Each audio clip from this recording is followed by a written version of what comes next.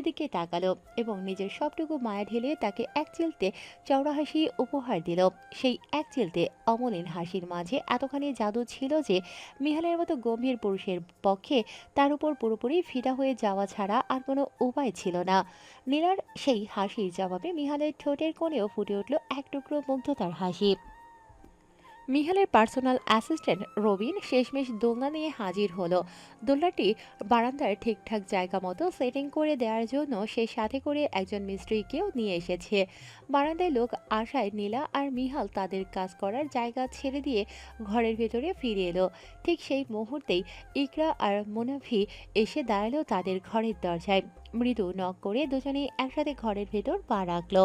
তারা ঘরে ঢুকতেই নীলার তীক্ষ্ণ নজর সর্বপ্রথম গিয়ে ঠেকল মনভির হাতে ছিল তার পার্সোনাল ল্যাপটপ। সেখানে এই ল্যাপটপের ভেতরে পরম যত্নে লক করে রাখা আছে মিহাল কিডন্যাপ হওয়ার সেই নির্দিষ্ট দিনটির সম্পূর্ণ সিসিটিভি ফুটেজ, যা এখন এই রহস্যের জট খোলার মূল চাবিকাঠি।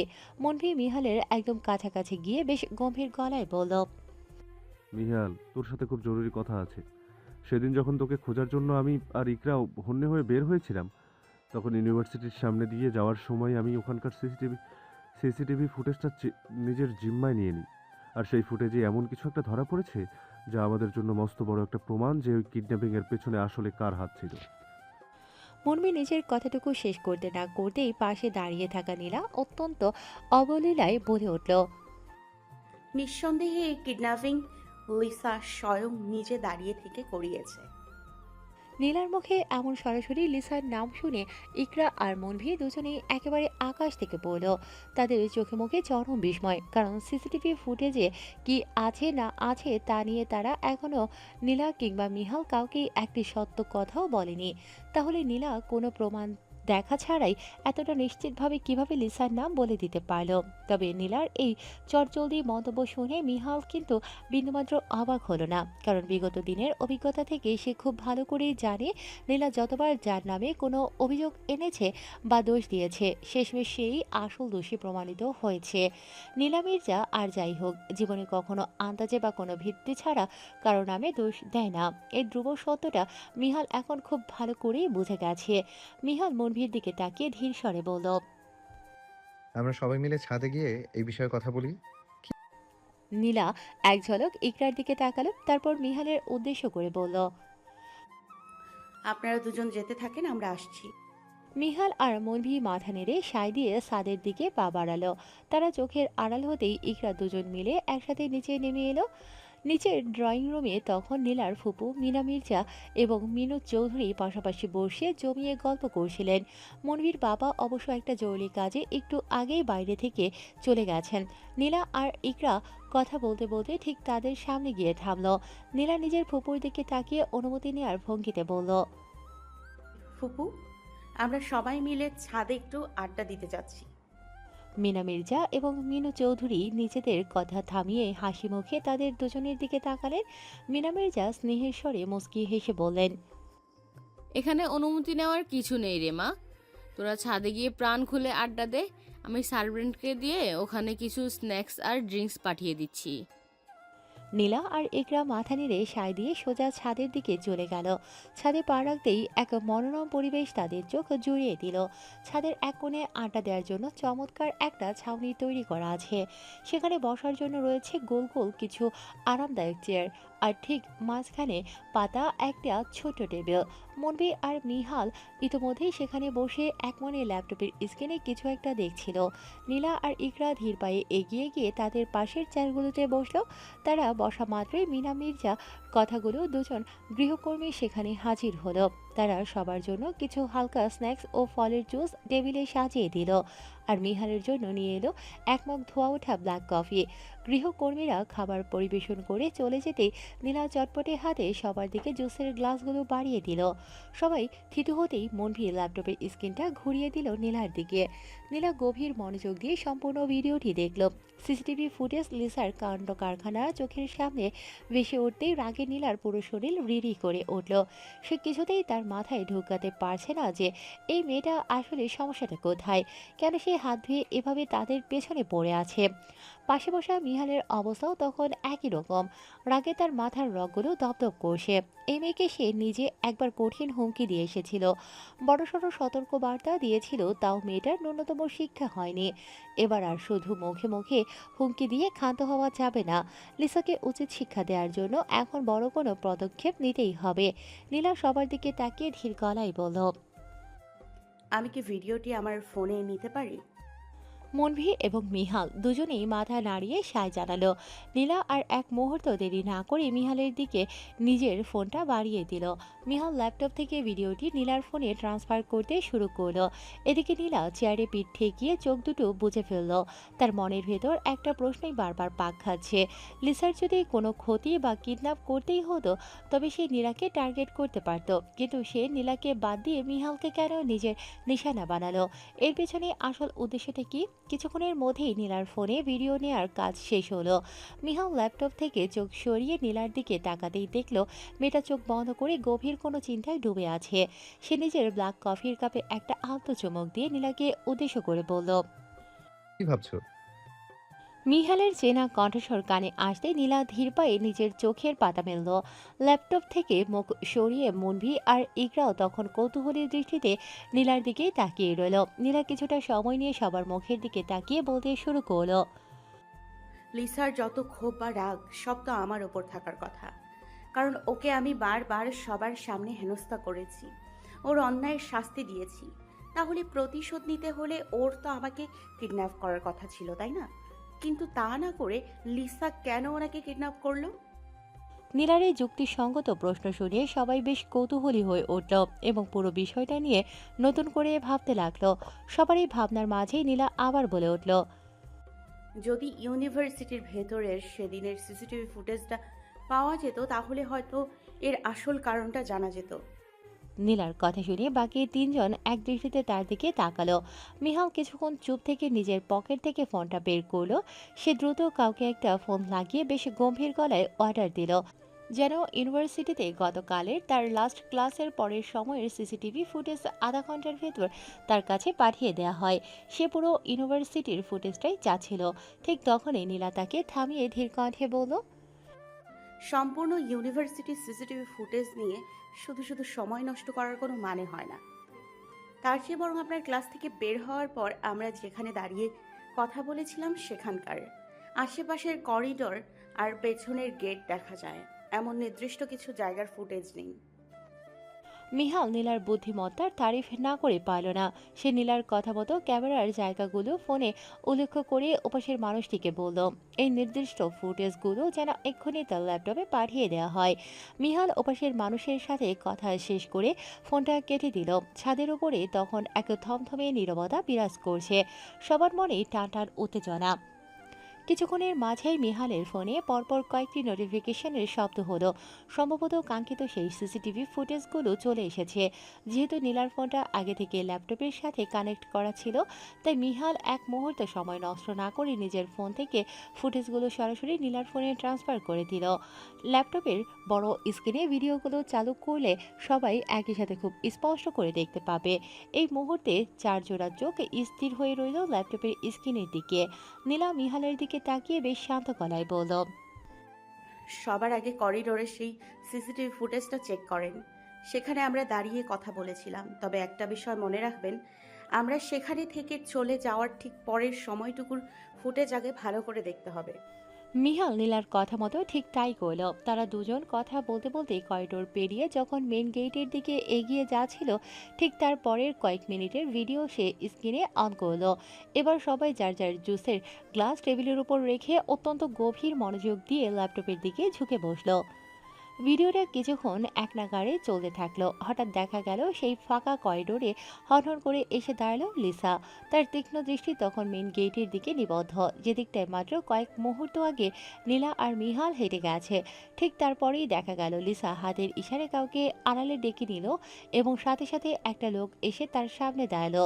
ল্যাপটপের স্ক্রিনে সেই লোকটার অবয়ব স্পষ্ট হতেই নীলা আর মিহাল এক নিমিষেই তাকে চিনে ফেলল, কারণ এই লোকটাই সেদিন মিহালকে গাড়ি নিয়ে কিডন্যাপ করতে এসেছিল। সিসিটিভি ফুটেজ লিসা আর সেই লোকটার কথোপকথন শোনা গেল। লিসা মেন গেটের দিকে আঙুল উঁচিয়ে ইশারা করে লোকটিকে খুব ঠান্ডা গলায় বলল। First one. কথাটি শেষ করে সে আর সেখানে দাঁড়ালো না, গটগট করে করিডোর ছেড়ে চলে গেল। লোকটিও তার নির্দেশ পেয়ে উল্টো পথে পা বাড়ল। ভিডিওটা শেষ হতেই নীলা, মিহাল, মনভি আর ইকরা সবাই চরম বিস্ময় নিয়ে একে অপরের মুখের দিকে তাকালো, কারণ লিসা এখানে স্পষ্ট করে কারো নাম মুখে নেয়নি যে কাকে তুলে নিয়ে যেতে হবে। সে শুধু বলেছিল সামনের জনকে লক্ষ্য করতে। নীলার নতুন এই জটিল চিন্তার গ্যারাকলে পড়ে ক্লান্ত হয়ে আবার চোখ দুটো বন্ধ করল।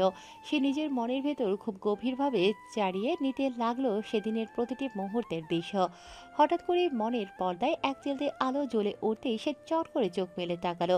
এক অদ্ভুত উত্তেজনা নিয়ে সে তাড়াহুড়ো করে বলে উঠল, সেদিন তো মেইন গেটের দিকে যাওয়ার সময় প্রথমে আপনি আমার পেছনে ছিলেন আর আমি ছিলাম আপনার পেছনে, কিন্তু কিডন্যাপ হওয়ার ঠিক কয়েক সেকেন্ড আগেই আপনি পা বাড়িয়ে আমার সামনে চলে এসেছিলেন, মনে আছে? তার মানে কি এমন হতে পারে যে লিসা আসলে আমাকে কিডন্যাপ করাতে চেয়েছিল, কিন্তু ওই লোকগুলো লিসার ফার্স্ট ওয়ান কথাটার সূত্র ধরে ভুল করে আপনাকে প্রথম জন ভেবে তুলে নিয়ে গেছে? কারণ আপনাকে কিডন্যাপ করার তো লিসার তো কোনো জোরালো কারণ থাকার কথা নয়, কিন্তু আমাকে গায়েব করার পেছনে ওর হাজারটা ক্ষোভ আর কারণ লুকিয়ে আছে।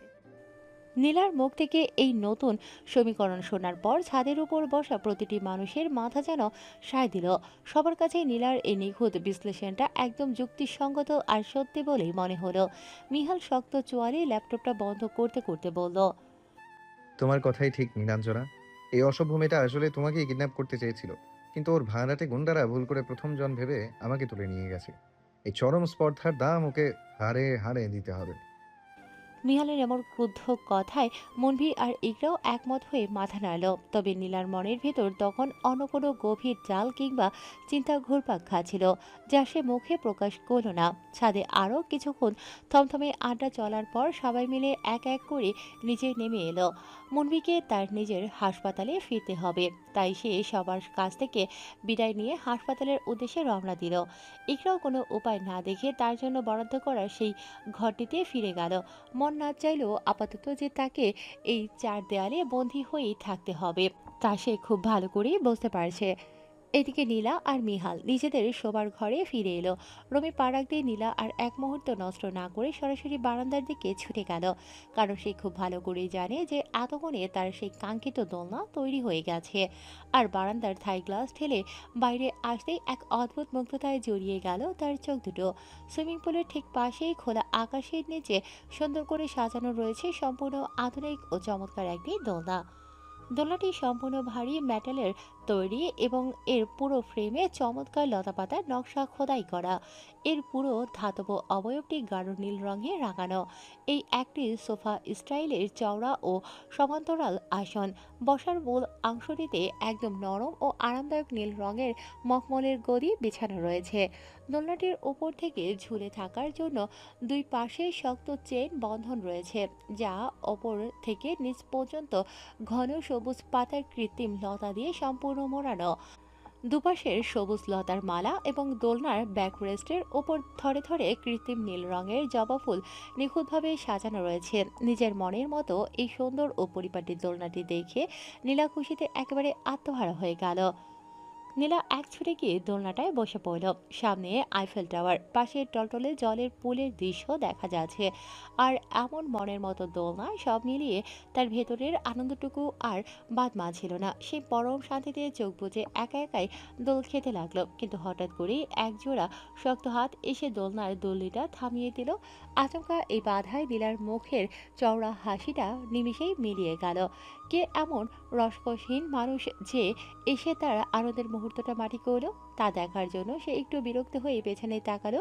পেছনে ফিরতেই দেখলো মিহাল দুহাতে দোলনার ফ্রেমটা ধরে তার দিকে তাকিয়ে মিটি মিটি হাসে। মিহালের সেই সুন্দর চাহনি দেখা মাত্রই নীলার ঠোঁটেও হারানো হাসিটা পুনরায় জড়ালো হয়ে ফুটে উঠল। মিহাল এবার একটু ঝুঁকিয়ে নিহাল কানের একদম কাছে নিজের মুখটা নামিয়ে এনে ফিসফিসিয়ে বলল, একা একা কষ্ট করে কেন ঝুলছেন আপনি নীলাঞ্জনা? আপনার প্যারালাল তো এখনো বেঁচে আছে, তাই না? মিহালের এমন আদুরে কথায় নীলা মোটেও গলে যাওয়ার পাত্রী নয়। সে বেশ একটু ভাব নিয়ে ঘাড় উঁচিয়ে বলল, তা তো বটেই, আমিও আজ দেখতে চাই আমার প্যারালাল আমার জন্য কি করতে পারে। নীলার এই চটপটে চ্যালেঞ্জ শুনে মিহাল সোজা হয়ে দাঁড়ালো, ঠোঁটের কোণে এক চিলতে অহংকারের হাসি ফুটিয়ে সে খুব আয়েশ করে নিজের শার্টের হাতার দুটো কোণই পর্যন্ত ফোল্ড করে নিল, যেন মস্ত বড় কোনো যুদ্ধ জয়ের প্রস্তুতি নিয়েছে। তারপর সে অত্যন্ত সাবধানে নীলার দোলনায় টায় ধীরে ধীরে ধাক্কা দিতে শুরু করলো। একটু সময় নিয়ে সে দোলনার গতিটা আরেকটু বাড়িয়ে দিল। দোলনাটা যখন দুলতে দুলতে সামনের দিকে এগিয়ে যাচ্ছে, তখন নীলার ঝুলন্ত পা দুটো সুইমিং পুলের শীতল জলকে আবার আলতো করে ছুঁয়ে দিয়ে আসে। এই অদ্ভুত সুন্দর অনুভূতিতে নীলা নিজেকে আর ধরে রাখতে পারল না। সে একদম ছোট্ট বাচ্চাদের মতো হাততালি দিয়ে খিলখিল করে হেসে উঠল। তার সেই বাঁধ ভাঙা পবিত্র হাসির সুরে মিহালের পুরো ঘর আর বারান্দা যেন এক অপার্থিব উৎসবে মেতে উঠল। মিহালের এই নিঝুম গুমোট ঘরে কোনোদিন এমন আনন্দ কিংবা উল্লাসের জোয়ার আসেনি, আর সে নিজেও কখনো তার এই রূপসীকে এতখানি প্রাণ খুলে হাসতে দেখেনি। এর আগে নীলা যতবারই হেসেছে তা ছিল স্রেফ ঠোঁটের কোণের এক চিলতে মৃদু মুচকি হাসি, কিন্তু আজ এই পরন্ত দুপুরে প্রথমবারের মতো সে তার হৃদয়ের রানী নীলাঞ্জনাকে সবটুকু জড়তা ভুলে এমন মন খুলে হাসতে দেখল। এই হাসির শব্দ যেন মিহালের বুকের ভেতর বছরের পর বছর ধরে জমে থাকা সমস্ত ক্লান্তি এক নিমিষে ধুয়ে মুছে ছাপ করে দিল।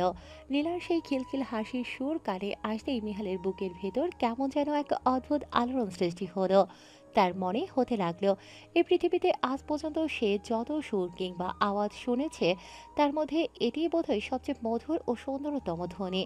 দোলনায় দুলতে থাকা হাসি খুশি নীলার দিকে তাকিয়ে মিহাল এক মুহূর্তের জন্য পলক ফেলতেই ভুলে গেল। তার মনে হলো চোখের সামনে ভেসে থাকা এই রূপটুকুই তার জীবনের দেখা সেরা এবং সবচেয়ে নিখুঁত দৃশ্য। এই অপার্থিব হাসির মায়াময় রূপ দেখে মিহালের মনে হলো ঠিক যেন এক পশলা মেঘ কেটে গিয়ে বিস্তীর্ণ নীল আকাশে এক ঝাঁক তপ্ত সূর্য একযোগে মিষ্টি আলো ছড়িয়ে ঝিলমিল করছে। লিসা নিজের ঘরের বিছানায় বসে এক মনে দাঁত দিয়ে নখ কাটছিল, আর চোখের ঘুম, মুখের অন্ন আর শরীরের আরাম সব যেন এক নিমিষেই কর্পূরের মতো উড়ে গেছে।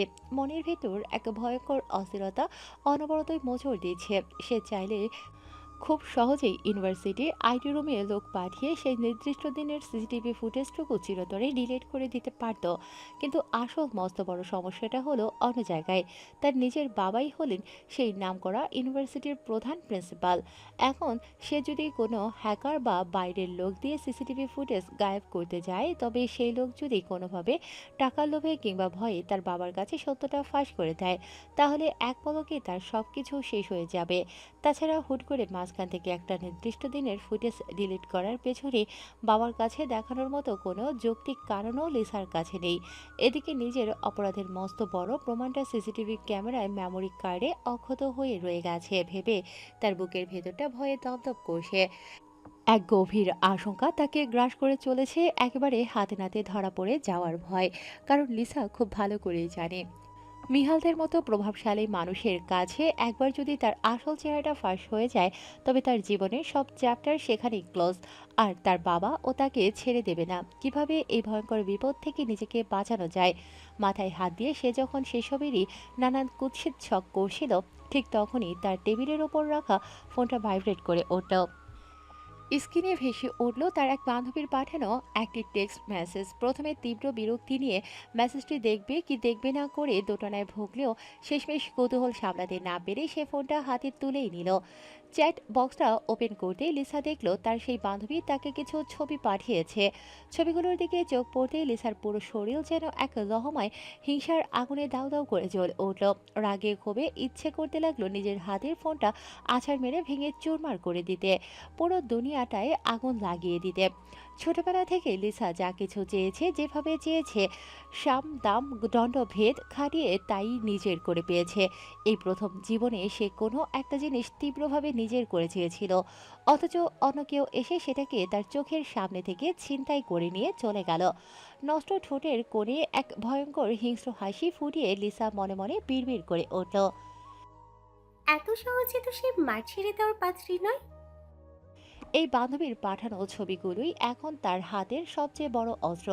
এই ছবিগুলোর মাধ্যমেই সে এবার নীলাকে এমনভাবে শায়েস্তা করবে যে মেয়েটা সারা জীবন মনে রাখবে। আর লিসার মতো রূপসীকে প্রত্যাখ্যান করে এই সাধারণ নীলাকে নিজের রানীর আসনে বসানোর জন্য সে মিহালকেও এর চরম শাস্তি দেবে। মির্জাবাড়ির বিশাল হলরুমটায় আজ ভিড় জমেছে। ঠিক মাঝখানের বড় সোফারে গোল হয়ে বসেছে সবাই। রান্নাঘর থেকে ভেসে আসছে গরম তেলের ছেঁকা আর ছাঁকনি নাড়ার আওয়াজ।